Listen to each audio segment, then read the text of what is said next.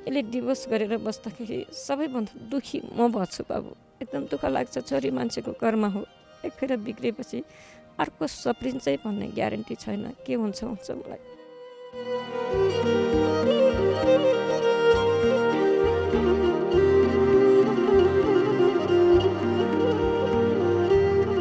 मै रुन्थेँ, मै रोछु। मेरो बाबु नानीले रोको म हेर्न सक्दिनँ।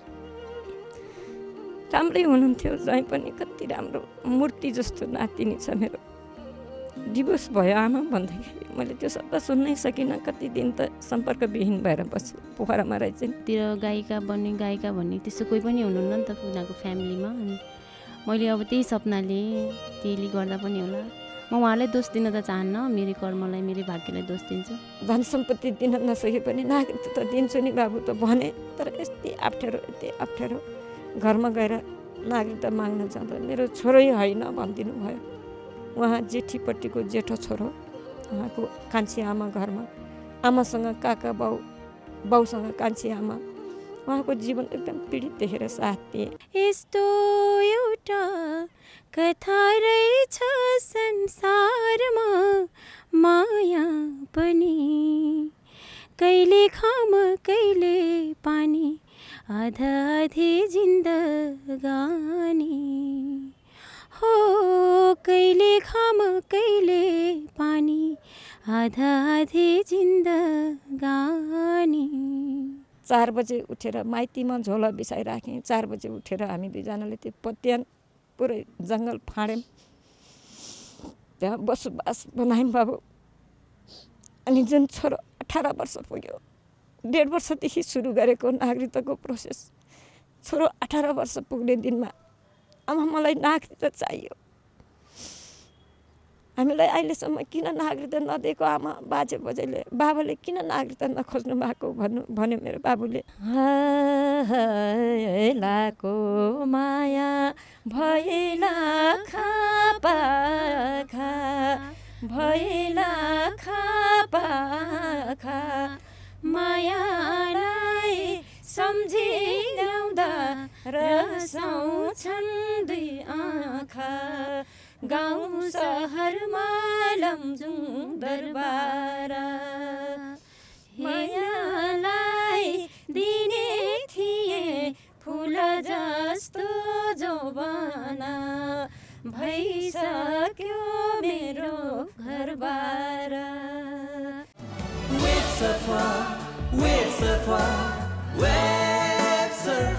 अब घर घरमा फाइबर इन्टरनेट र डिजिटल टिभीका लागि वेब सर्फर। सम्पर्क 01597022। जहाँ पनि जहिले पनि हर पल हजुरहरूको साथमा, हजुरहरूको सवारी साधनको बडीगार्ड, सवारी साधनको सम्पूर्ण सूचना र सुरक्षाको लागि फास्ट ट्र्याक सोलुसन।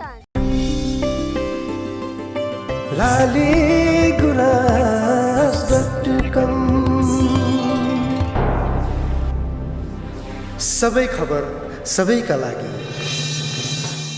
नमस्कार, हार्दिक स्वागत छ लालीगुराँस.com मा। लालीगुराँस.com को साथमा म कमल सरगम छु। लालीगुराँस.com मा आज एउटा इतिहास नभुल्ने अन्तर्वार्ता प्रस्तुत गर्दैछु। इतिहासले सम्झिने र इतिहाससँग जोडिएको एक गायिकासँग छु, जसको गीत सङ्गीत सुनेर आम दर्शक श्रोता सदैव उत्तिकै लालायित भए, जसको गीत सङ्गीतको यात्राको हामीले खुलेर प्रशंसा गरेर पनि नसकिने प्रशंसा योग्य काम उहाँको छ। जसले गीत सङ्गीतको सुरुवात गर्नुभयो त्यो बेलामा गीत सङ्गीतको यति ठुलो माहौल थिएन, गीत सङ्गीतबाट कलाकार बाँच्ने आधार थिएन, तर लडाइँ थियो लोकगीत लोकसङ्गीतलाई नेपालमा स्थापित गरौँ भन्ने।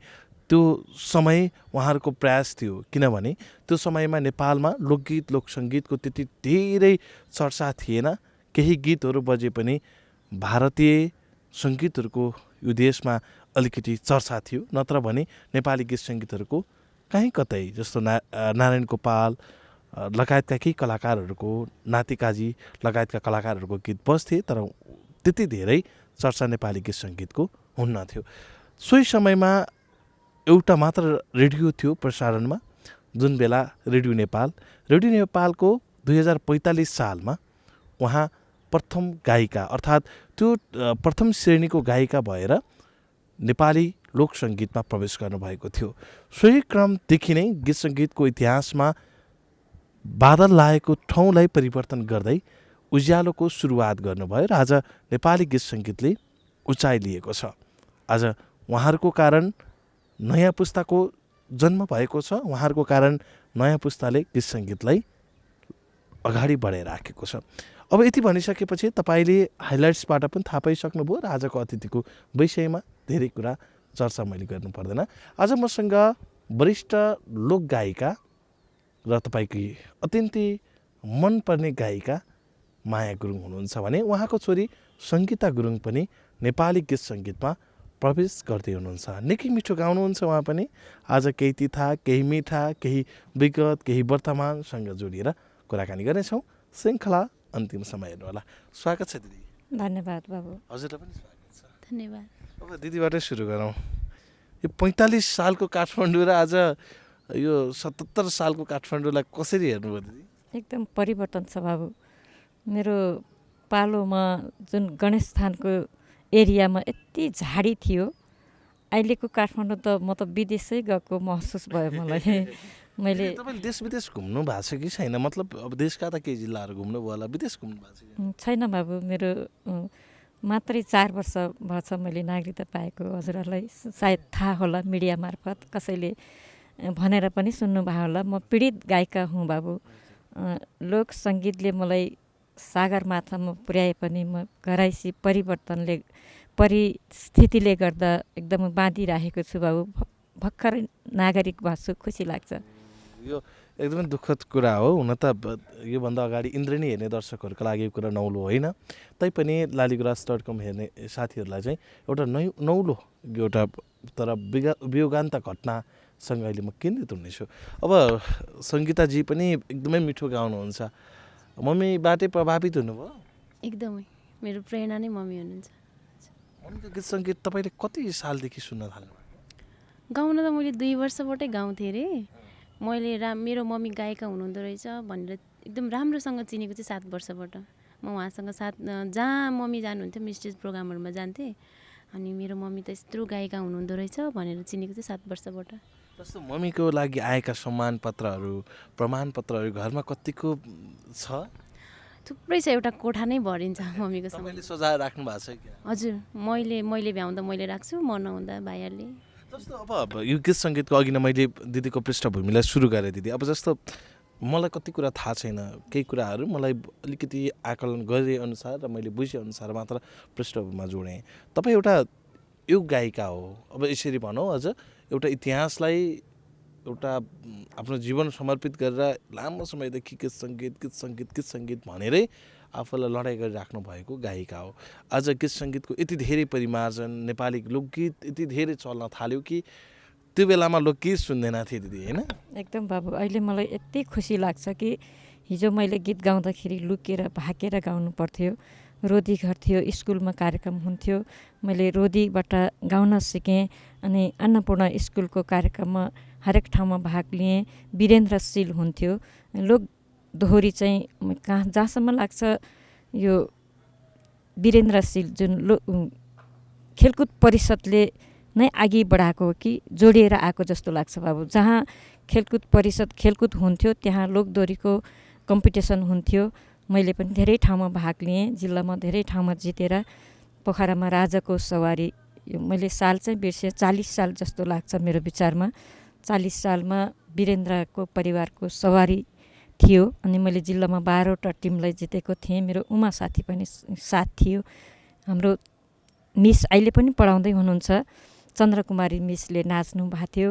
हामीले 2 जनाले गएको थियौँ। हामी 15 जनाको टिम भएर, जुन स्वर्गीय आस घले गुरुङ खेलकुद समितिको सचिव हुनुहुन्थ्यो, उहाँले टोली नेता बनेर हामीले राजालाई पनि गीत सुनाएर धन्यवाद पाएका थियौँ बाबु। त्यो बेलामा राजाले गीत सुन्नु भनेकै कलाकार बन्ने एउटा सुरुवातको पाठ हुन्थ्यो नि? एकदम बाबु। मैले यो जस्तो अघि भने नि नाति काजी तपाईँहरूभन्दा पहिलाकै होला, होइन? हजुर, मैले नाति काजीकै हातबाट फर्स्ट पुरस्कार लिएकी हुँ, जुन गोल्ड मेडल दिपेन्द्र सरकारले दिने भाषा माया भन्नुभएको थियो। अनि के भयो मलाई थाहा भएन। पछि नाति काजीज्यूले सङ्गीत शाखाको माथिको प्राङ्गणमा वितरण गर्नुभयो। 2045 फर्स्ट गरेँ, 46 सालमा मैले फर्स्ट पुरस्कार पाएँ। अनि म एकदम खुसी लाग्छ, मैले नाति काजीज्यूको हातबाट के अरे पुरस्कार पाएँ। अनि शिवशङ्करज्यूलाई भेट्न पाएँ, कोइली देवी, तारा देवी दिदीसँग पनि मैले एउटा गीत गाएकी छु। यो इतिहास हो। मीरा राणा दिदीज्यू पनि रेडियो नेपालमै हुनुहुन्थ्यो, उहाँ दुईजना सँगै हिँड्नुहुन्थ्यो। नारायण गोपाल दाईलाई मैले दर्शन गरेँ, त्यति हेलमेल हुन पाइनँ। 47 सालमा उहाँ बित्नु हुँदाखेरि म यहीँ थिएँ। उहाँको लासलाई मैले एक थुङ्गा फुल चाहिँ चढाएँ, झ्यालबाट भए पनि। दुःख लाग्छ बाबु हिजोको कुरा सम्झिँदा। धेरै कलाकार मैले चिनेको मसँगको स्वर्गीय भन्नुपर्दा एकदम दुःख लाग्छ बाबु। जस्तो मैले अघि सुरुवातको त्यो पृष्ठभूमिमा भने जस्तै नारायण गोपाल, नाति काजीका मात्र गीत सङ्गीतहरू केही घन्किन्थे, नत्र भने लगभग नेपाली गीत सङ्गीतहरू रेडियो नेपाल एउटा मात्रै सञ्चार माध्यम भएको हुनाले नेपाल टेलिभिजन पनि त्यति बेला प्रसारणमा आइसकेको थियो। 2042 सालमै प्रसारण आइसकेको हुनाले पनि नेपाली गीत सङ्गीतको त्यति ठुलो हाबी थिएन बाबु। त्यतिखेर मैले रेडियो सुन्ने गर्थेँ। सानैबाट म एउटा गायन क्षेत्रको भएर जन्मेछु, सरस्वतीले पत्याएको रहेछ। मैले लोकगीत सुन्दाखेरि मैले जुन लोकबहादुर छेत्री दाई, स्वर्गीय लोकबहादुर छेत्री दाईको आमा रुँदै गाउँ बेसी मेलैमा, छोरो रुँदै नौतो नरेलैमा भन्ने गीत असाध्यै मन पर्थ्यो। अनि सावित्री शाह दिदी अहिले कहाँ हुनुहुन्छ, उहाँ दिदीले पनि मभन्दा सिनियर हुनुहुँदो रहेछ। मैले रेडियोबाट सुनेको गीत चाहिँ भिरमा लड्क्यो खर, जहाँ लान्छ कर मैले, हुँ हो मेरो घर। अनि बन्दगोपीले दाईलाई चिनेकै ढाका टोपीले भन्ने गीतहरू सुन्थेँ मैले सानो। भनेपछि त्यो बेलामा क्रान्ति त भएको हो, तपाईँहरूकै कारण लोकगीतको क्रान्ति भएको। हजुर, एकदम। रेडियो नेपालले जुन प्रजातन्त्र दिवसमा लोकगीत कम्पिटिसन अञ्चलव्यापी भनेर छ मेरो मेडलमा, अञ्चलव्यापी लोकगीत कम्पिटिसनमा माया उमा जिल्लाबाट नेतृत्व गरेर मेरै कथा, मेरै जीवनीमा समेटेको 3 शब्द मैले भर्खर विवाह गरेर एउटा छोरी जन्मेको थियो। लोकगीतमा भाग लिन आउँदा मैले दुधखानी छोरीलाई पोखरा छोडेकी थिएँ। मैले त्यही मेरै कथालाई समेटेर लाको माया भए लाखा पाखा, मायालाई सम्झी ल्याउँदा रसाउँछन् दुई आँखा, गाउँ सहरमा लमजुङ दरबार। यो दरबार एकदम यथावत छ। मेरो लमजुङको एकदम भत्किरहेको अवस्थाको दरबारलाई समेटेर मैले गीत गाएँ। अचम्मै अविस्मरण भयो। मैले धेरै सम्मान पाएकी छु बाबु। यो मेरो जीवनको कथामा जोडेर मेरो लमजुङ दरबारलाई जोगाउन पाएँ। सबैभन्दा खुसी त मलाई म मरे पनि इतिहास नमर्ने ठाउँको गीत। हजुर, त्यो गीतले त्यो मैले सदाबार सम्मान पाएको छु कि यो उमेरमा पनि म सम्मान हुनु पाउँदा, हजुरहरूले यसरी माया गर्दा मैले राम्रै काम गरेछु भनेर खुसी लाग्छ बाबु। दिदी, अब त्यो गीत एकचोटि आम दर्शकलाई स्मरण गराउनका लागि। हजुर, हुन्छ बाबु। मेरो छोरीले पनि गाउँछ, मैले जस्तो म पुरानै मेरो शब्द गाउँछु। मेरो नानीले पनि सिकिसकेछ। म मऱ्यो भने मेरै छोरीले गाउँछ। लाको माया भैला खापाखा, भैला खापाखा, मायालाई सम्झी ल्याउँदा रसाउँछन् दुई आँखा, गाउँ सहरमा लमजुङ दरबार। मायालाई दिने थिए फुल जस्तो जोबाना, भइसक्यो मेरो घरबार।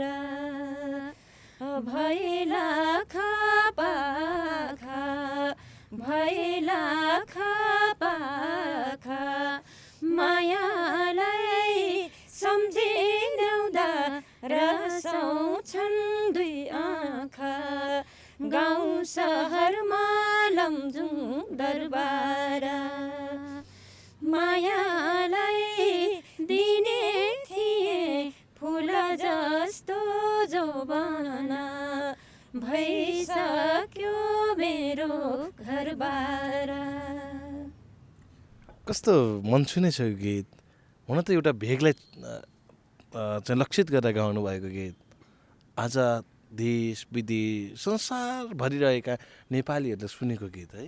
हजुर, एकदम खुसी लाग्छ बाबु। सबैले माया दिदी तपाईँको गीत सुनेर हामी कलाकारिता भयौँ, हजुरले वृक्ष रोप्नुभयो, फल टिपेर खान पायौँ भन्दाखेरि असाध्यै खुसी लाग्छ बाबु मलाई। दिदीलाई मैले एउटा विशेष समारोहमा भेटेको थिएँ। एउटा सम्मान कार्यक्रम थियो। मैले दिदीको गीतहरू धेरै सुन्थेँ पहिला। अब मैले इन्द्रणीमा पनि तपाईँको धेरै बायोग्राफी हेरिसके पश्चात पनि दिदीको भेट, दिदीलाई भेट्न पाउँदा म संसारको त्यो एउटा भाग्यमानी व्यक्ति पनि महसुस गरेको थिएँ। किनभने कतिपय व्यक्तिहरू त्यो सपनामा देखिएका, कल्पना गर्न नसकेका व्यक्तिहरू भेट्न पाउँदा। र आज म त्यो ठाउँमा छु, सोही दिदीको अन्तर्वार्ता लिँदैछु। दिदीले त धेरै पुस्ताका सञ्चारकर्मीहरूसँग अन्तर्वार्ता दिइसक्नु होला है? हजुर बाबु, मैले आफैले सम्झिनै सक्दिनँ। जहाँ भेटे पनि दिदी हजुरले केही बोलिदिनु पऱ्यो, दिदी हजुरकै आशीर्वादले हामी केही गर्न चाहन्छौँ, दिदी हजुरले केही बोलिदिनु पऱ्यो, एउटा गीत गाइदिनु पऱ्यो भन्नुहुन्छ। म त्यसैमा एकदम खुसी हुन्छु बाबु। लाखौँ सम्पत्ति पाएको महसुस गर्छु मैले हजुरहरूको माया पाउँ। लगभग तपाईँको सबभन्दा तलको पुस्ताको श्रोता, र तपाईँ लगभग गीत सङ्गीतबाट थोरै केही समय ब्रेक गर्दाखेरि पनि तपाईँको गीत सङ्गीत सुनेको एउटा श्रोताको हिसाबले, र एउटा अलि मैले अघि भनिहालेँ सबभन्दा नयाँ पुस्ताको सञ्चारकर्मी भएको हिसाबले केही प्रश्नहरू म दिदीलाई अझै गर्नेछु। तर अब म यता सङ्गीताजीतर्फ लाग्छु, तपाईँकै छोरी सङ्गीताजी। गीत सङ्गीतमा आउनुभयो, मम्मी जस्तै तरिकाले तपाईँ प्रवेश गर्नुभएको छ। अब छिट्टै गायिकाको रूपमा तपाईँ स्थापित हुनुहुनेछ, किनभने तपाईँको आवाज असाध्यै मिठो छ। विवाह त गर्नुभएको छ? भइसक्यो बिहा भएर पनि। अब के झुट बोल्नु, मैले अस्ति पनि भनिहालेँ इन्द्रणीमा, डिभोर्स भयो मेरो। 10 वर्ष भयो बिहा भएको, अनि डिभोर्स भएको चाहिँ अहिले 1 महिना भयो। यत्रो समयपछि तपाईँ सम्बन्धबाट कसरी टाढिनु?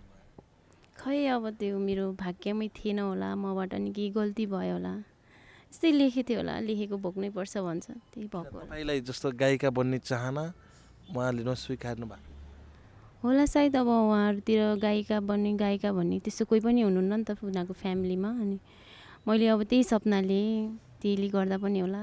म उहाँलाई दोष दिन त चाहन्न, मेरो कर्मलाई, मेरो भाग्यलाई दोष दिन्छु। तर खुसी छु म सम्बन्धबाट टाढे पनि आमाको सपनालाई, आफ्नो सपनालाई साकार बनाउँछु भनेर लागेछु। केही छैन। बालबच्चा हुनुहुन्छ? मेरो छोरी छ। छोरीको तपाईँतिरै हुनुहुन्छ कि? नाइ उतै हुन्छ, उतै छ छोरी। छोरीकै मायामा, छोरीकै सम्झनामा बाँचिरहेको छु। यस्तै रहेछ छोरीको भाग्य, जे लेख्यो त्यो भोग्नै पर्दो रहेछ। आमालाई हेरेर चित्त बुझाउँछ। दुःख त लाग्छ नि एकदमै, जतिखेर नि छोरीको फोटो हेरेर बस्छु। तर उहाँले त नाटक गऱ्यो, यो त्यो भन्नुभयो होला, धेरै नाम दिनुभयो होला, आमाले गर्दा छोरी बिग्रियो नि भन्नुभयो होला। तर आमाले गर्दा म बिग्रेको होइन, मेरो भाग्यले त्यस्तै भयो। छोरीकै नाममा बस्छु, छोरीकै यादमा छु। अनि मम्मी मिडियामा जानुभएछ भनेर मलाई छोरीले मिडियामा हेरेर भन्यो नि चित्त बुझाओस् भनेर म यही लाइनमा लाग्न चाहन्छु।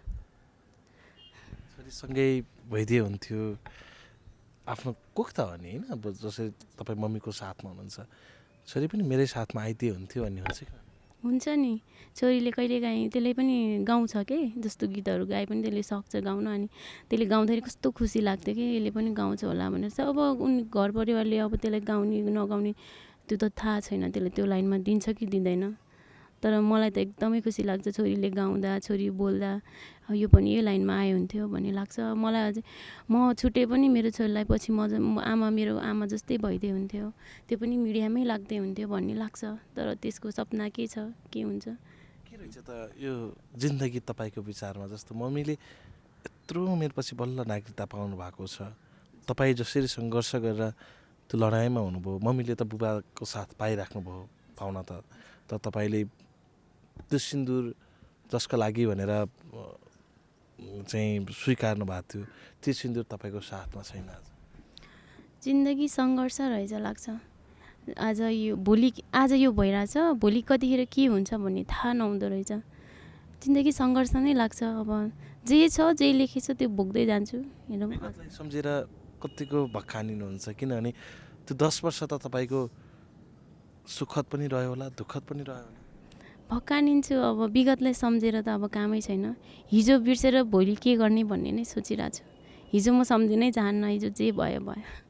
म त्यो क्षणहरू, कुनै रमाइलो क्षणहरू हामी यसो गर्थ्यौँ भन्ने त त्यो त हुन्छ नै, सबैको सम्झना हुन्छ। तर म सम्झना भए पनि त्यसलाई बिर्सेर म अगाडि बढ्न चाहन्छु। त्यही अन्तर्जातीय विवाह नै मेरो आफ्नै कास्टमै थियो। अब खै अब के भन्ने अब मेरो भाग्य त्यस्तो अब या मेरो कर्म नै त्यस्तो दोषी त्यस्तो अब मलाई नै नराम्रो भन्नुहुन्छ होला उहाँले भन्नुहोस् पनि मलाई केही कुनै गुनासो छैन त्यो भोलि म के गर्ने त्यसमा नै छु अरू मलाई अब अरू त्यो सोचेर कामै छैन जे हुनु भइहाल्यो यो कुरा सुन्दा जस्तो छोरीको विगत यो 10 वर्ष जसरी बित्यो छोरीका लागि तपाईँले पनि अब अन्य 4जना छोरीका लागि जे सोच्नु भएको थियो त्यस्तै 5औँ छोरीका लागि पनि या 5औँ सन्तानको पनि जीवन हराभरा होस् है भनेरै सोच्नु भएको थियो होला कता कता यो छोरीको कर्म भनेको चाहिँ यो जता डोरायो त्यतै जानुपर्ने रहेछ भन्ने लाग्दैन एकदम बाबु मलाई यो बिछुट भन्ने अथवा घात भन्ने शब्दै मन पर्दैन कसैले कसैलाई घात नगरोस् कसैको कुनै जातिले कुनै जातिको विरोध नगरोस् चित्त र पित्त सबैको एउटै हो नेपाली भएपछि सबैले नेपालको अधिकार पाउनुपर्छ जस्तो लाग्छ यो छोरी डिभोर्स हुँदा योभन्दा म बढी रोछु दुःख लाग्छ बाबु छोरीको जातले मैले जति रोए पनि मै रुन्थेँ मै रोछु मेरो बाबु नानीले रोएको म हेर्न सक्दिनँ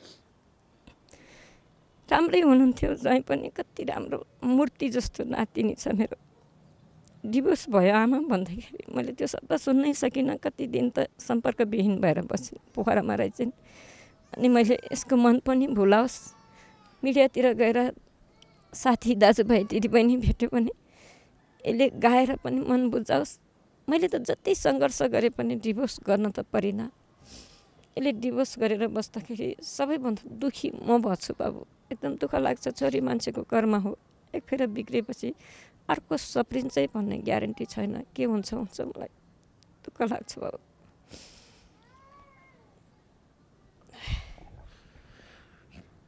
यो जीवनको सबैभन्दा अविच्छिन्न यात्रा हो है हजुर एकदमै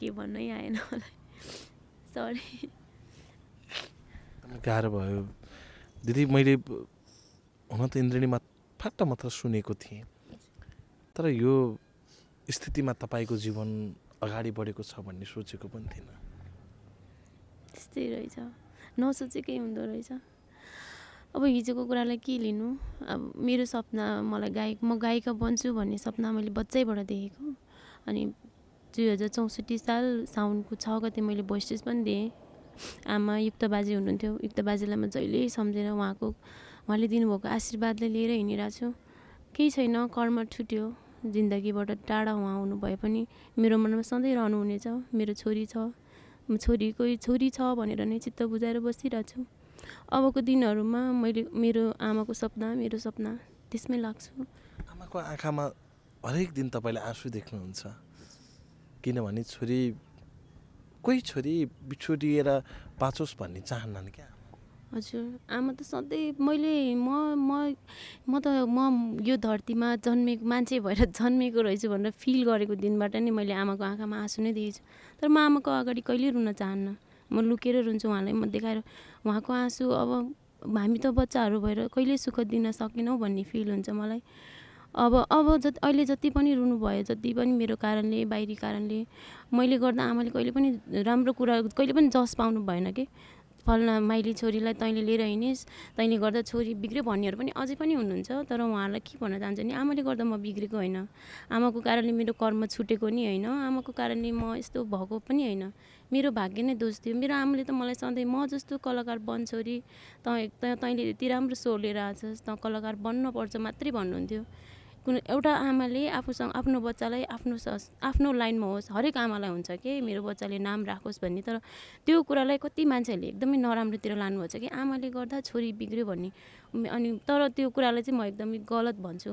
आमाले गर्दा म बिग्रेको होइन आमाले गर्दा मेरो कर्म बिग्रेको होइन मेरो कर्म नै त्यस्तो थियो मेरो भाग्य नै त्यस्तो थियो 10 वर्ष कसैसँग बसेर छुट्टिनु मेरो भाग्य नै लेखेर पठाएको थियो होला भन त मान्छेहरूले अहिले भाग्यलाई दोष दियो आफू त्यस्तो थियो भाग्यलाई दोष दियो पनि भन्छन् होला जे भने पनि मेरो आमाको कुनै पनि गल्ती छैन यो ठाउँमा मेरो कर्मै त्यस्तो भयो म विभिन्न कारणले म छुट्न पर्यो होला तर म कसैलाई पनि दोष दिन चाहन्न मेरै भाग्यलाई दोष दिन चाहन्छु मेरो आमालाई त्यस्तो भन्दाखेरि चाहिँ एकदमै दुःख लाग्छ अबको दिनहरूमा त्यही आमाको सपना आफ्नो सपना त्यसमै लाग्छु दिदी छोरीले के गर्दै हुन्थ्यो जस्तो लाग्छ छोरीले नेपाल आमा भएर मर्नुपर्छ भन्छु मैले जहिले पनि। हामी जन्म्यौँ पशु होइन नि त, हामी चेतनशील प्राणी हौँ। चेत घुसाइदिएछ भगवान्ले, हामीले पाएको चेतलाई राम्रो ठाउँमा प्रयोग गरेर मरेर पनि हामी मरे पनि हामीले गरेको काम कृति कहिल्यै नमरोस्। एउटा आजीवित काम गर्नुपर्छ छोरी छोरा बाबु नानी भन्छु। सबैले यो बाटो त लिन सकेन। मेरो परिस्थिति एकदमै नाजुक थियो बाबु। नागरिकतै पाएको बल्ल 4 वर्ष भयो। मैले यो नागरिकतालाई सम्झिन चाहेँ, किन यत्रो वर्ष लडाइँ गर्नुभयो तपाईँ? हजुर बाबु, यो सबै कुरो भन्दा कसैको चित्त दुख्लन। तर म के भन्न चाहन्छु भने यो जातीय भेदभाव जुन छ नि हाम्रो नेपालकै चलन, यो चलिआएको चलन। बोल्दा एकातिर बोल्छन्, व्यवहारमा अर्कै कुरो प्रयोग छ घर घरमा। म अर्कै जातिको छोरी भएँ। मेरो मामाहरू बस्नेत छेत्री हुनुहुन्छ। म बस्नेतको भान्जी, थापा मगरको छोरी, गुरुङसँग लभ म्यारिज गरेँ यिनको बाबासँग। मैले अहिलेसम्म कुनै गुरुङहरूलाई दुःख दिएको जस्तो लाग्दैन। उहाँहरूकै नाम चलाएर, उहाँहरूकै बालबच्चा हुर्काएर, उहाँहरूकै घरमा बत्ती बालेर लिपपोत गरेर बसिरहेको छु। मैले घरमा अंश पनि खाएको छैन, केही पनि पाएको छैन। तर पनि उहाँहरूले नागरिकतै नदिएर मुद्दा लड्नु पर्दा, यिनको बाबाले डिएनए मार्फत नागरिकता लिनुपर्दा यस्तो किन भयो? कि जात भनेको त भगवान्ले बनाएर पठाएको त होइन नि त बाबु। यो हामी संसारमा जन्मेर सबै मान्छेले बनाएका हौँ। जिन्दगी जन्म त हामी बनाउँछौँ भनेर मिल्दैन नि बाबु। यो संस्कारभन्दा हाम्रो जीवन ठुलो होला जस्तो लाग्छ। संस्कार त हामीले बनाएको हो नि त। यो संस्कार, यो कुरीति कुसंस्कार चाहिँ तोडियोस् भन्न चाहन्छु म। नेताजीहरूले यो कुरा चाहिँ बुझिदिनुपर्छ। हामी त सर्वसाधारण एउटा कलाकार हौँ। सबैको मनोरञ्जन दिन मात्रै सकिन्छ, आफूले गीत गाएर आनन्द लिन मात्रै सकिन्छ। ठुलो काम गर्ने हात त उहाँ नेताजीहरूको हुनुहुन्छ। जातीय भेदभाव एकदम अन्त्य होस् भन्न चाहन्छु बाबु। जातीय कारणले गर्दा कसैले तिम्रो दुध चल्दैन, कसैले तिम्रो हाड चल्दैन भन्ने शब्द, कुजात आजाद भन्ने शब्दहरू व्यवहारमा मैले भोग्नु पर्दा एकदमै दुःख लाग्यो बाबु। कुनै दिन त झुन्डिएर मर्दिउँ कि किन यसरी जात नमिल्नेसँग विवाह गरेछु, किन यति ठुलो भुल गरेछु मैले भन्ने सोचे। होइन, मसँग सरस्वतीले दिएको एउटा वरदान छ। मैले केही गर्नुपर्छ, म मर्नु हुँदैन। मेरो 5वटा बच्चामा एउटा त मेरो लाइनको पनि निस्केला। मैले यिनीहरूको कला देखेर मर्नुपर्छ, मैले केही गर्नुपर्छ। फेरि मेरो मन मैले बुझाउँछु बाबु। मलाई बाँच्न मन पनि लाग्थेन। जुन मैले श्रीमानको वारिसे भएर जिल्लामा 3.5 वर्ष उहाँको मुद्दाको कागज झोलामा हालेर पैदल हिँडेर मैले मुद्दा छिनफान गरेँ। मेरो श्रीमान एकदम राम्रो ह्यान्डसम हुनुहुन्थ्यो, कति राम्रो जागिर थियो। मेरै गीती लाइनले गरेर बम्बईमा ट्रेनमा काम गर्नुहुन्थ्यो। बम्बई जाम भनेर आउनुभएको थियो, काठमाडौँ जाम भनेर मैले यता लिएर आएँ। 8-10 वर्ष सँगै बस्यौँ। उहाँले पनि ठुलो सहयोग गर्नुभयो। छोरो जन्मिएपछि चिन्ता भयो। 2टा छोरी पहिले जन्मियो। जेठा छोरा जन्मिएर 1.5 वर्ष भएपछि नागरिकता चाहिन्छ हामीलाई। भोलि मेरो जीवन त जे भयो भयो, बच्चाहरूको जीवनलाई खुवाउनु हुँदैन, गाउँमा जाउँ भन्नुभयो। मलाई 7-8 वर्ष साथ दिएर म विशिष्ट श्रेणीको गायिका भएँ। थुप्रै गीत गाएँ मैले। त्यतिखेर गाउनै पाए पनि एकदम ठुलो कुरा थियो। रेडियोमै मैले 100वटा भन्दा बढी गाछु जस्तो लाग्छ, धेरैसँग गाछु। अनि उहाँले मेरो कला देख्नुभयो, बुझ्नुभयो। म गाउँबाट पनि पठाउँछु, कलाको हत्या गर्न सक्दिनँ। म गाउँमा गएर बसे पनि म गाउँको संस्कार संस्कृति धान्छु। तिमीलाई रेडियो नेपाल गाउन आउन पठाउँछु। गाडी चल्छ, अहिले सुविधा छ। गाउँमा जाऊँ, नागरिकताको लागि गाउँमै बस्नुपर्छ भन्नुभयो। गाउँमा गएर 12 वर्ष खेतीपाती नगरेको पत्यान किन्यौँ हामी दुईजनाले। 4 बजे उठेर माइतीमा झोला बिसाइराखेँ। 4 बजे उठेर हामी दुईजनाले त्यो पत्यान पुरै जङ्गल फाँड्यौँ। त्यहाँ बसोबास बनायौँ बाबु। अनि जुन छोरो 18 वर्ष पुग्यो, 1.5 वर्षदेखि सुरु गरेको नागरिकताको प्रोसेस, छोरो 18 वर्ष पुग्ने दिनमा आमा मलाई नागरिकता चाहियो। हामीलाई अहिलेसम्म किन नागरिकता नदिएको आमा बाजे बजेले, बाबाले किन नागरिकता नखोज्नु भएको भन्यो मेरो बाबुले। हुन्छ बाबु, धन सम्पत्ति दिन नसके पनि नागरिकता त दिन्छु नि बाबु त भने। तर यति अप्ठ्यारो घरमा गएर नागरिकता माग्न जाँदा मेरो छोरै होइन भनिदिनु भयो। उहाँ जेठीपट्टिको जेठो छोरो, उहाँको कान्छी आमा घरमा, आमासँग काका बाउ, बाउसँग कान्छी आमा, उहाँको जीवन एकदम पीडित देखेर साथ दिएँ। अहिलेसम्म साथ दिँदैछु। सत्ययुगको आमा छोरा रहेछ कि जस्तो लाग्छ। उहाँकै लागि मुद्दा लडिदिएँ। मेरै कारणले डिएनए गर्नु पर्यो। डिएनए पास भएर आएर पनि जिल्लामा यति गाह्रो भयो। पछि एकदम राम्रोसँग सम्मानसहित मोहनबहादुर जेसी सर कहाँ हुनुहुन्छ, उहाँको हातबाट पत्रकार सम्मेलन गरेर न्युजमा बिहान 7 बजेको समाचारमा न्युजमै आउने गरी सम्मानसहित हामी दुईजनालाई नागरिकता दिनुभयो। पुरा पत्र पत्रिकामा फेमस भयो बाबु। कता कता दुःख लाग्यो, खुसी पनि लाग्यो। मेरो श्रीमानले भन्नुभयो कि मेरो बाउले आजसम्म अर्काको काम मोहनबहादुर जेसी सरको हातबाट नागरिकता लिनु पाउँदा 3 घन्टा ढोक गर्थेँ जस्तो लाग्थ्यो उहाँलाई। मेरो बाउ बाजे सबै होइन जस्तो लाग्थ्यो। तर मैले ढोक गर्दा यहाँ त्यति राम्रो नदेख्ला भनेर भन्नुभयो। श्रीमानको दुःखमा मैले साथ दिएँ, मेरो दुःखमा उहाँले साथ दिनुभयो। अहिले पनि गोठ भोरी बाख्रा छ बाबु, भैँसी छ, 2टा छोरा बुहारी छ घरमा। उहाँले घर धानेर बस्नु भएको छ। धान रोप्नदेखि लिएर मकै पिनेर खान पनि पछि पर्नु भएन। तर मलाई कलाकारिता क्षेत्रमा कहिल्यै रोक्नु भएन। उहाँलाई पनि म एकदम आत्माबाट सम्मान गर्छु बाबु। यो हो नि त प्रेम, यो हो त जीवन। होला सङ्घर्ष आफ्नो ठाउँमा रह्यो। झन्डै 60 वर्षपछि पाएको त्यो नागरिकता साँच्चै त्यो फेरिएको अनुहारसँग, चौरी परेको गालासँग र जीवनको एउटा लगभग अस्ताउँदै गरेको जीवनसँग तपाईँले नागरिकताको लडाइँ गर्नु पर्यो। यो सबैभन्दा दुःख लाग्दो छैन। हुन त नेपालमा कति कठिन छ नागरिकता लिन नेपालीहरूलाई, विशेषतः अरू देशका नागरिकहरूले नागरिकता पायो भनेर हामी कति सुन्छौँ होइन, पश्चिमतिरको आएर नागरिकता लिन्छन्। तर नेपालीले नागरिकता नपाएको सबभन्दा यो दुःखद छैन हो। हामी कुनै देशमा गयौँ भने त्यो देशको ग्रिन कार्ड होल्डर 2-3 वर्षमा बन्छौँ। कुनै देशमा गयौँ भने त्यो देशका नागरिक बन्नका लागि नेपाली नागरिकता त्याग्छौँ हामी।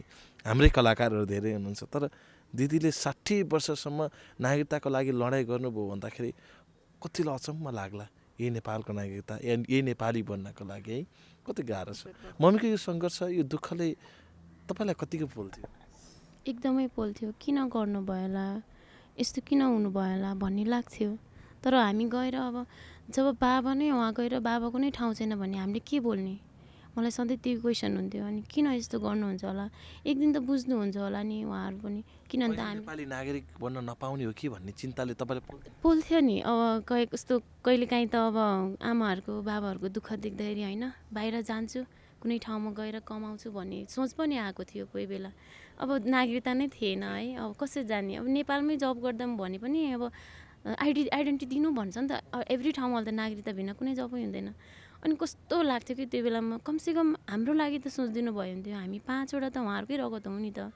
हामीलाई देखेर त दया माया पलाउनु पर्थ्यो नि त बाजेलाई लाग्थ्यो। तर उहाँसँग हामीले त गुनासो गर्ने ठाउँ नै छैन। उहाँहरूको अब बाबा छोराको उहाँहरूको के कुरा थियो, हामी त धेरै पछि जन्मेको नाता नातिनी, हामी त उहाँहरूको कुरा त उहाँहरू हुनुहुन्छ र भन्न त मिल्दैन। तर दुःख चाहिँ एकदम लाग्थ्यो कि अन्तर्जातीय बिहाले नै गर्दा यस्तो भएको हो त, किन गर्नुहुन्छ त यस्तो? अब नेपालमा त अहिले त सबै एभ्री घरमा अन्त अदर कास्ट बिहा भइरहेको छ नि त। अहिले त मागेरै बिहा गरिरहेछ, यस्तो भइरहेछ। अनि किन त नि यो जमाना पनि यस्तो? फेरि मेरो बाजे फेरि कस्तो गाउँको अब एकदम बलाद्मी हुनुहुन्छ के, भद्र बलाद्मी, अब एमालेको नेतै हुनुहुन्छ। अनि उहाँ जस्तो मान्छेले पनि यस्तो गर्दाखेरि दुःख चाहिँ एकदम लाग्थ्यो। तर दुःख लागे पनि हामीले कुनै दिन गुनासो गरेनौँ। उहाँ त हाम्रो शिर हुनुहुन्छ, उहाँ हुनुहुन्छ, हामी छौँ। अनि मनमा चाहिँ एकदमै दुःख लाग्थ्यो कि किन यस्तो गर्नुभएको होला।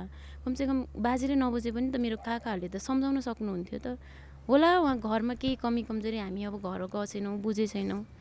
तर जे भयो त्यत्रो पछि नागरिकता यसरी लियौँ अब त राम्रै होला नि भन्ने सोचमा छु। अब तपाईँको आवाज दर्शकहरू बिच सुनाउँ न। एकदम मिठो गाउनुहुन्छ।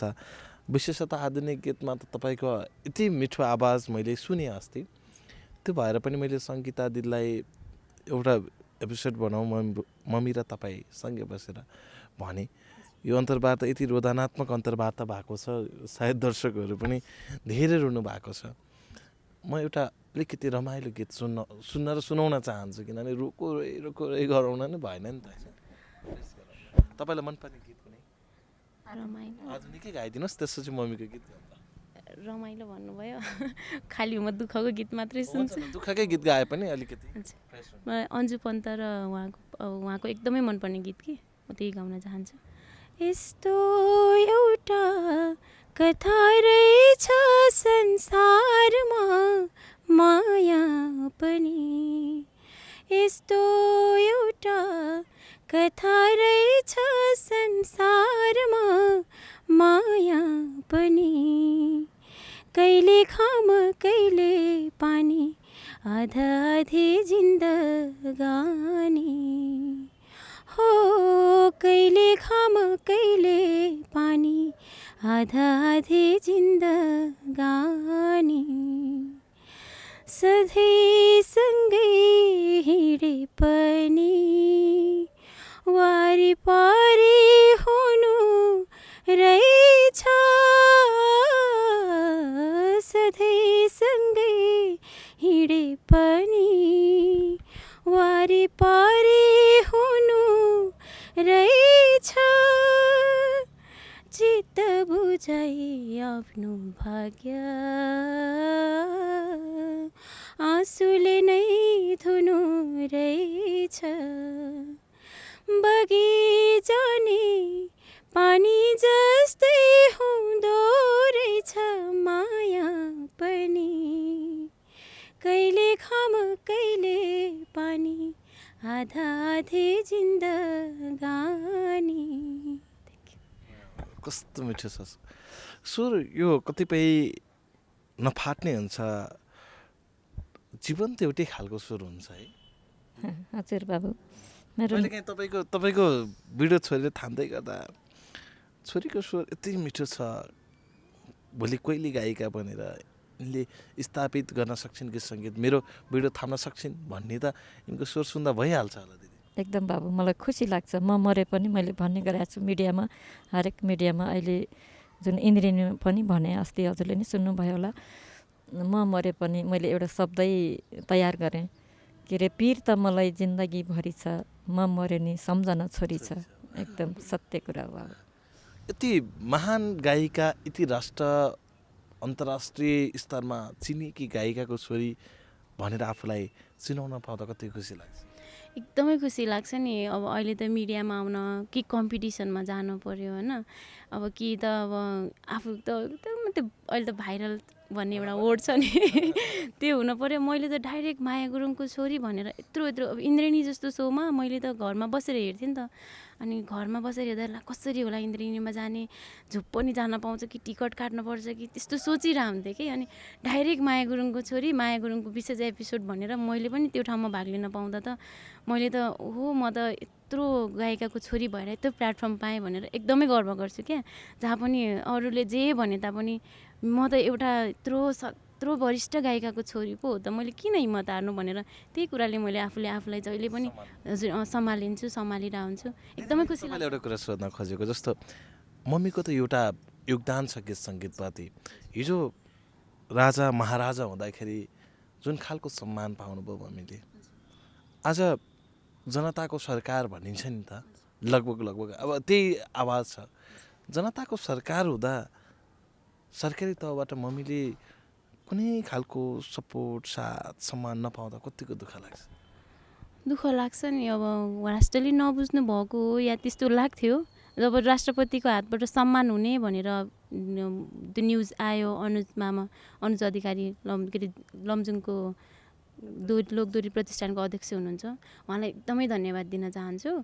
मसँग उहाँलाई धन्यवाद भन्ने ओड नै छैन। उहाँले गर्दाखेरि, उहाँको प्रोसेसले गर्दाखेरि आज आमा इन्द्रेणी कृष्ण कडेल मामा अनि त्यसपछि अनुज मामा, उहाँहरूलाई मैले थ्याङ्क यू भन्ने ओड नै छैन। उहाँले गर्दाखेरि, उहाँहरूको प्रोसेसबाट नै आमा राष्ट्रपतिको हातबाट सम्मान हुने भन्ने जुन न्युज पाएँ, त्यो दिनमा त म यति खुसी भएँ यतिखेर पोस्ट गरेँ, सबैलाई भने, फोन गरेँ।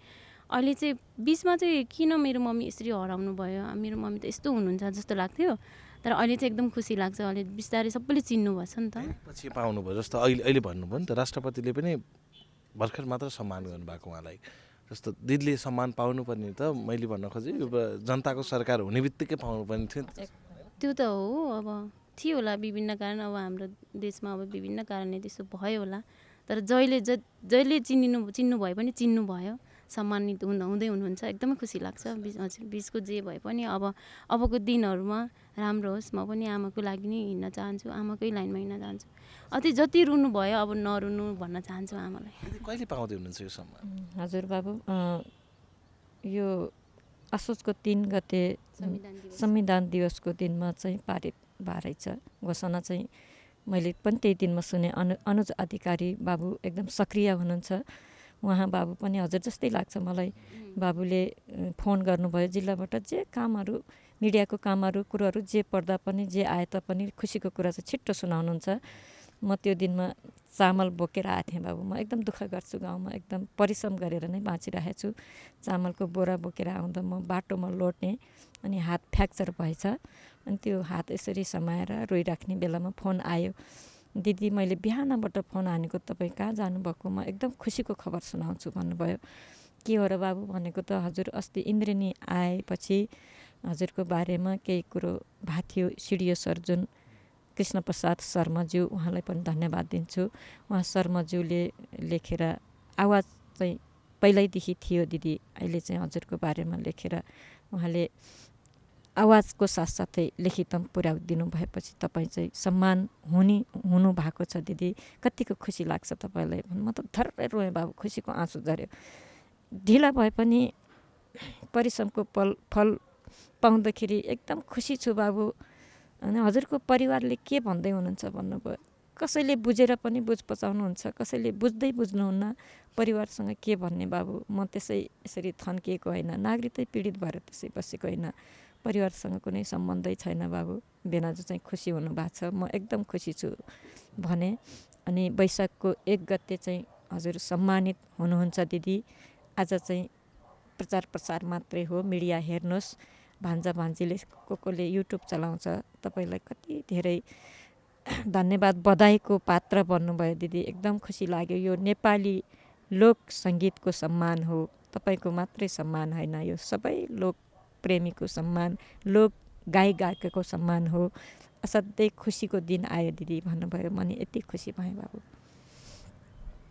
त्यही हो जिन्दगीको बिर्सन नसकेका क्षणहरू होइन। यस्ता चिजहरू सम्मानित सदनहरूबाट, सम्मानित संस्थाहरूबाट पाउँदा चाहिँ एउटा खुसी लाग्छ। हजुर एकदम बाबु। अब दिदीले, हामी अन्तिममा पनि छौँ, श्रृङ्खलागत रूपमा पनि धेरै कुरा आइसकेको छ। लगभग मैले सोध्नुपर्ने र दिदीले भन्नुपर्ने धेरै कुरा आइसक्यो, दर्शकहरूलाई पनि अपडेट भइसक्यो। दिदीसँग सोध्यो भने 5 वर्षलाई पुग्ने अन्तर्वार्ता छ भन्छन् कतिपयले। किनकि वर्ष बिताएको यो क्षेत्र हो, जति सोध्यो त्यति नयाँ कुरा आउँछ होइन। म अन्य एपिसोड पनि फेरि दर्शकहरूको मनलाई, दर्शकहरूको ध्यानलाई मध्यनजर गरेर अन्य एपिसोडहरू पनि ल्याउँछु। र विशेषतः अब भान्जी नै भनौँ न, मैले दिदी भनेर सम्बोधन गरेको छु। अब यो हिसाबले जस्तो तपाईँ दिदी भइसकेपछि उहाँ दिदी कसरी हुन्छ र होइन। भान्जीको पनि साङ्गीतिक यात्राको एउटा सफल श्रेणी अब आजबाट सुरु भएको छ भनौँ न। इन्द्रेणीले जुन उहाँको लागि एउटा ढोका खोलिदिएको छ। अब उहाँको निरन्तर सङ्गीत यात्रा सुरुवात हुँदैछ। उहाँको आवाजलाई सायद दर्शकहरूले धेरै मन पराउनुहुन्छ र अब नयाँ गीतहरू गाउनुहुनेछ। अझै फरक एपिसोडहरूमा उहाँलाई सिङ्गल अन्तर्वार्तामा पनि जोड्नेछु। एउटा गीत गाइदिनु न दिदी, एकदमै चलेको तपाईँलाई चिन्ने गीत। हजुर हुन्छ बाबु। अलि रमाइलो खालको गीत गाउँछु। यो गीत राजेन्द्र लम्साल दाई र अमर बिराई दाईले लेख्नु भएको शब्द हो। मेरो दिदीको छोरी शान्त छोरीलाई राखेर गएकी थिएँ। रेडियोमा पनि गाएको छु। अनि रिमा रेकर्डिङमा पहिल्यै रेकर्ड भइसकेको गीत हो। हजुर, नारायण दाईको रेकर्डिङ संस्थामा रेकर्ड भएर क्यासेट पनि निस्केको। तर कहाँ छ के छ मलाई थाहा छैन बाबु। त्यो गीत मलाई असाध्यै मनपर्छ। त्यही एक शब्द भए पनि सुनाउन चाहन्छु। दिए माया पछौरी थाहा पाउला, पछौरी थाहा पाउला, कलेजीमा नाम लेखिराखौँला, खोली रसायो कुन फुला फुलेछ बनाइ बसायो, पछौरी थाहा पाउला, पछौरी थाहा पाउला, कलेजीमा नाम लेखी राखौँला खोली रसायो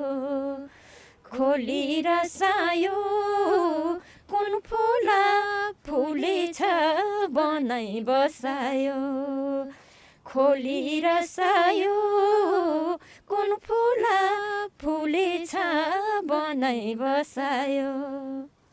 कस्तो मौलिक शब्दहरू छन् है। पहिला यस्ता शब्दहरू चल्थे, फेरि आजभोलि पनि यसरी नै गीतहरू मोडिएर त्यही तरिकाको शब्दहरू चल्न थाले। एकदम अब बिचमा कता कता दोहोरी फोरी हो कि जस्तो लाग्थ्यो मलाई। म के भन्न चाहन्छु भने गीत सङ्गीतमा लाग्नुभएका भाइ बहिनी छोराछोरी सबैलाई पैसै मात्रै सबै कुरा होइन नि त।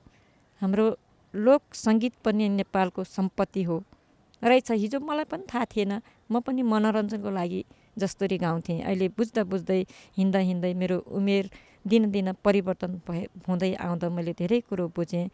लोक सङ्गीत भनेको हाम्रो एकदमै मुटुको ढुकढुकी हो, नेपालको सम्पत्ति हो। यो सम्पत्तिलाई एकदम सबैले सक्रिय भएर संरक्षण गर्नुहोस् भन्न चाहन्छु। दिदी मैले एउटा जस्तो यही प्रश्नगत रूपमा जोडिहालेँ। आज लोकगीत बालबालिका हरेक व्यक्तिको मनस्थितिमा लोकगीत झुन्डिएको छ नि। हिजो केही समय तपाईँले अघि भने जस्तै फोरी भएर गइसकेको थियो र अब हामीले लोक सङ्गीतलाई एउटा इतिहासको रूपबाट मात्र लिनुपर्ने हो कि भन्ने लगभग त्यो ट्रेनमा गीत सङ्गीत गइसक्दाखेरि त्यसको परिमार्जन आजको 2-3 वर्षको यो हाराहारीमा हेर्ने हो भने अब दिदीलाई चिन्ने वातावरण पनि बनेको छ। किनकि दिदीलाई कसैले चिन्दैन थिए, नयाँ पुस्ताले त खोज्दैन थिए। आज नयाँ पुस्ता जस्तो मैले तपाईँसँग अन्तर्वार्ता लिनु भनेको मलाई दिदीको बारेमा केही थाहा भएरै लिएको हो नि त। त्यो परिस्थिति बन्यो नि। आज यो परिस्थिति बनाउने काम इन्द्रेणीको हो भनेर स्वीकार्नुहुन्छ कि हुन्न? एकदम बाबु, इन्द्रेणी मात्रै होइन, धेरै मिडियाले साह्रै राम्रो काम गर्नुभएको छ। अहिलेको कलाकारलाई अहिले भर्खर जन्माएर छिट्टै हुर्काइदिनु हुने ठुलो हात चाहिँ मिडियाको छ। हजुरहरूलाई पनि एकदम धन्यवाद दिन चाहन्छु। मिडिया नभइदिएको भए, युट्युबको जमाना नआएको भए माया गुरुङ सायद नालमा गाउँमै थन्केर त्यहीँ मर्थ्यौँ होला। तपाईँलाई इन्द्रेणीले यति ठुलो सहयोग गर्यो, यति ठुलो सपोर्ट गर्यो। आज तपाईँले जुन सम्मानहरू थाप्दै हुनुहुन्छ या जुन सम्मानहरू थाप्नुभयो, लगभग बिर्सिसकेको इतिहास फेरि फर्काइदिएको छ।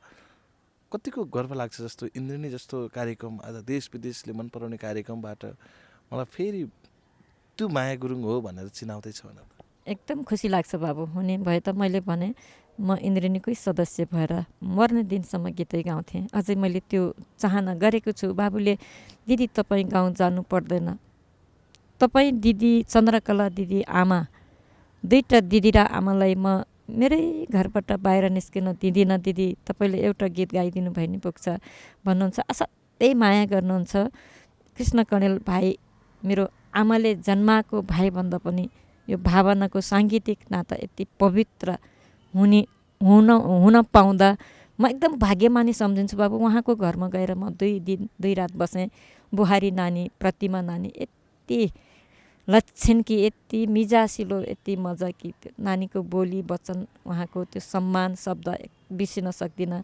दिदी तर कतिपयले दैली यो राम्रो काम गर्दै गर्दा पनि कतिपय कलाकार यही क्षेत्रमा तपाईँहरूकै पिँढीका कलाकार र केही अहिलेका नयाँ पुस्ताका कलाकारहरूले पनि कृष्ण कणेलले चाहिँ अलिकति अन्याय गर्यो, खालि भाइरललाई मात्र साथ दियो भन्छन् नि। उहाँलाई के भन्नु? मलाई एकदम दुःख लाग्छ।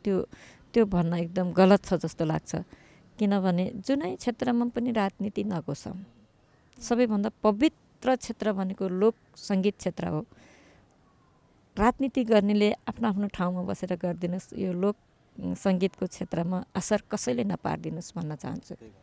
एकदम बाबु, धेरै धेरै धन्यवाद दिदी। अन्तिममा एउटा गीत गाएर छुट्याउँ न, तपाईँलाई मनपर्ने कुनै गीत?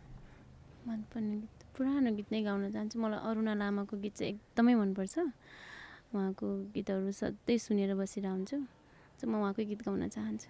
सबैले भन्थे मायालु फुल भई आँखामा फुल्छु, कर्मैले हजुर आँसुमा म फुले, कर्मैले हजुर आँसुमा म फुले।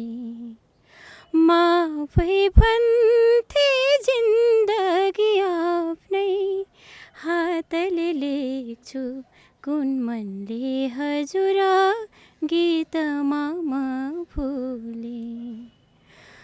घर मेरो नबन मेरो यही मल्लीमा एक्लो मुहार मेरो सबैको जस्तो आँसुले म बेग्लो लहरले भन्थे बगेर एक दिन सागर छुन्छु दिनैले हजुर खोलामै म सुके दिनैले हजुर खोलामै म सुके दिदी धेरै धेरै धन्यवाद छ अनि भान्जीलाई पनि धेरै धेरै धन्यवाद छ यो औपचारिक र अनौपचारिक धेरै कुराहरू पनि भए विगत वर्तमान भविष्य मैले यी 3 कुरालाई जोड्छु भनेको थिएँ लगभग भविष्यका कुराहरू धेरै आएका छैनन् त्यो कुराहरूलाई पनि पछि जोड्नेछु तर विगत वर्तमानको धेरै पाटहरू तपाईँले बाहिर निकाल्नुभयो नेपाली गीत सङ्गीतमा सङ्गीता अबको उदाउँदो गायिकाको रूपमा प्रवेश गर्दाखेरि मम्मीको यो भिडियो तपाईँले थाम्नुहोला साङ्गीतिक क्षेत्र धेरै ठुलो छ अहिले पहिलाभन्दा धेरै फराकिलो भएको छ अब गीत सङ्गीत सुन्ने करोडौँ दर्शक हुन थाले हिजो कति छन् भनेर मापन गर्ने बाटो थिएन त्यो पहिले बनिसकेको छ धेरै धेरै थ्याङ्क यू मलाई यत्रो अब तपाईँले यत्रो मेरो आफ्नो कुराहरू राख्ने दिनु हजुर हेर्थेँ मलाई एकदमै मन पर्थ्यो हजुरलाई मैले फलो पनि गरेको थिएँ अनि तपाईँले इन्टरभ्यू लिन्छु भन्दाखेरि आमा उहाँहरू त यस्तो हुनुहुन्छ नि त भनेर मैले आमालाई पनि भनेको थिएँ मलाई मेरो 2-4वटा मेरो केही भावनाहरू राख्ने यत्रो अवसर दिनुभयो धेरै धेरै धन्यवाद भन्न चाहन्छु दिदी धेरै धेरै धन्यवाद हजुरलाई धन्यवाद बाबु हजुर लगायत यो मिडियाकर्मी सबैलाई धन्यवाद दिन्छु विशेष गरी आज लाली गुराँस .com युनिटलाई एकदमै आत्मैबाट धन्यवाद नमस्कार भन्न चाहन्छु म हराइसकेको गायिकालाई पनि अब नवा प्रतिभासँग जोडेर यति मिठो प्रश्नहरू सोधिदिनु भयो सबै प्रिय दर्शकदेखि लगायत हजुरको युनिटलाई एकदम धन्यवाद दिन चाहन्छु